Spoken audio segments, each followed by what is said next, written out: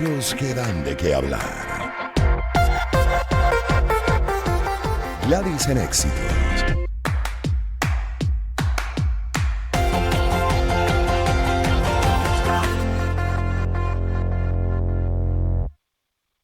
Y los países de la región, digamos de Latinoamérica, no cambian. Leo de F.com, es noticia que vamos a revisar justamente con Manuel Quilarque, periodista que está en Brasil.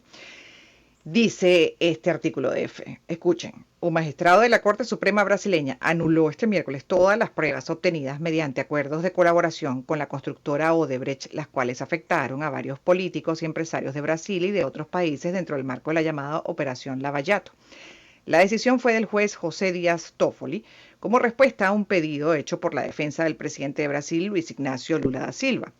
Hay que recordar, y así lo hace este artículo, el presidente pasó 580 días en prisión, condenado por corrupción y lavado de dinero en un proceso que después fue anulado y que se basaba en parte en esas pruebas ofrecidas por Odebrecht. En su dictamen, el magistrado también ordena que la Fiscalía General de la República, la Oficina Jurídica de la Unión y el Consejo Nacional de Justicia investiguen la responsabilidad de los agentes públicos involucrados en la realización del acuerdo de clemencia con la constructora. Los acuerdos con Odebrecht, entre otros. Toffoli también criticó los términos del acuerdo de Odebrecht y ordenó el envío de más información sobre la indulgencia. Según Toffoli, las causas que llevaron a nulidad de los elementos de prueba obtenidos a partir del acuerdo de colaboración celebrado por Odebrecht son objetivas y no se limitan al universo subjetivo de Lula. El mencionado acuerdo se logró mediante negociaciones en Brasil, Estados Unidos y Suiza debido a las sospechas de que la constructora manejaba sobornos en los tres países. No obstante, explicó que no existe solicitud alguna de cooperación jurídica internacional para instruir el proceso, todos señalando que pasaron de largo los canales formales, los cuales se habrían dado al margen de la legislación relacionada con la materia.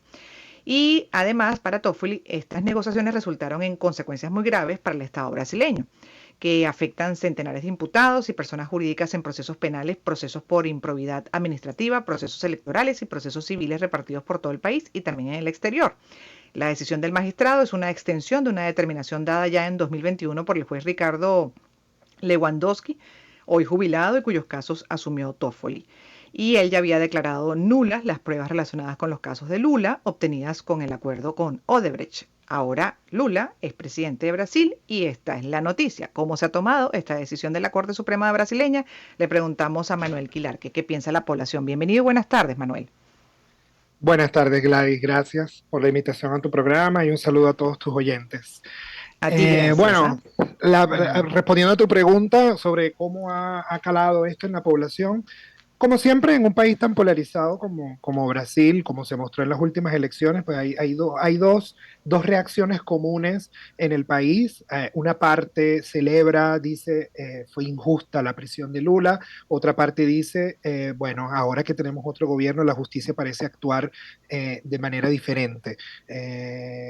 Inicialmente, digamos que hay esta división de factores. Evidentemente, los seguidores del expresidente Jair Bolsonaro pues consideran que esto es un ataque al sistema judicial del país, que fomenta la corrupción, y los seguidores del presidente Lula pues, consideran que se hizo justicia. Eso en términos Mm. de reacciones de la población. A todas estas, ¿cuál es el deber ser? De acuerdo a esa decisión del magistrado de la Corte Suprema brasileña de anular estas pruebas obtenidas, es el deber ser para irnos, bueno, a lo que dicen las leyes en Brasil, ¿no? Sí, y esa es la parte que es lo más importante, porque cuando se discute un tema como la corrupción, siempre solemos ser bastante, digamos, hasta viscerales, queriendo sí que los metan presos a todos, que no haya, digamos, clemencia con quienes roban y todo lo demás, pero siempre es importante, obviamente, seguir el debido proceso judicial. Y lo que ocurre en este caso es que aun cuando existen algunos indicios de que hubo irregularidades, aun cuando las empresas hablan de corrupción realmente, todo eso tiene que Ujú. seguir un debido proceso que tiene que ser respetado. Y si ese proceso se realiza de manera viciada, se realiza de una manera que no es la que está indicada en la ley, pues eso acaba ocurriendo el tema de la nulidad de las pruebas. Entonces lo que ocurrió en este caso es que como el proceso fue mal hecho, digámoslo así de forma muy simplista, pero como el proceso fue mal hecho a Ujú. través del Ministerio Público Federal y de los jueces de primera instancia, pues al final lo que eso hizo fue que se anularan las pruebas. Entonces, el deber ser es que se investigue y que se hagan, y que se siga el debido proceso según la ley. Como eso no se hizo de esa manera, sino que se hizo de una manera, digamos, imperfecta, da pie, abre brechas para que ocurran este tipo de decisiones. Acciones. Claro, ¿y es un caso cerrado o queda la posibilidad de que se pueda nuevamente investigar? Porque pruebas hay. Claro, evidentemente existe la posibilidad de que se vuelva a investigar, pero tiene que comenzar todo otra vez, digamos, prácticamente desde cero, porque ahora esa nueva recolección de pruebas, eso tiene que volverse a hacer y además, evidentemente, siguiendo el debido proceso que estoy comentando desde el principio, pero evidentemente eso se lleva muchísimo tiempo, es todo, porque Ujú, acuérdate que la operación Lavallato es una operación que ya tiene, comenzó desde el año ujú.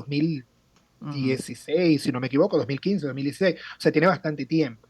Entonces, sí existe la posibilidad y además de eso, también existe una asociación de lo que le llaman aquí procuradores que van a apelar esa decisión Claro, del magistrado Díaz Toffoli diciendo, mira, no, nosotros sí seguimos el proceso legalmente. Entonces, sí, todavía hay la falta. posibilidad de algunos recursos. Y mientras tanto, todos los comprometidos, todos los señalados por esas pruebas que se lograron en su momento, ¿en qué estatus están? Algunos están detenidos, ¿qué pasaría con ellos? En este momento, eso cabe exclusivamente, o sea, esta decisión se refiere exclusivamente al presidente Lula. Entonces, Mm, en este caso qué hablamos de las cosa, pruebas ¿no? hacia Lula. Entonces, él continúa, como ya sabes, siendo presidente de la República, los demás continúan detenidos. Inclusive, uno de los argumentos de esta asociación de procuradores que hablan de que esta decisión no tiene sentido es justamente que qué va a pasar con los demás. Entonces, van a salir de la cárcel, van a tener que, el Estado va a tener que devolver el dinero que ellos ya habían devuelto por las prácticas de corrupción. Entonces, un poco estos son los argumentos que da esta asociación de procuradores. Pero por los momentos Mm. se refiere únicamente a Lula.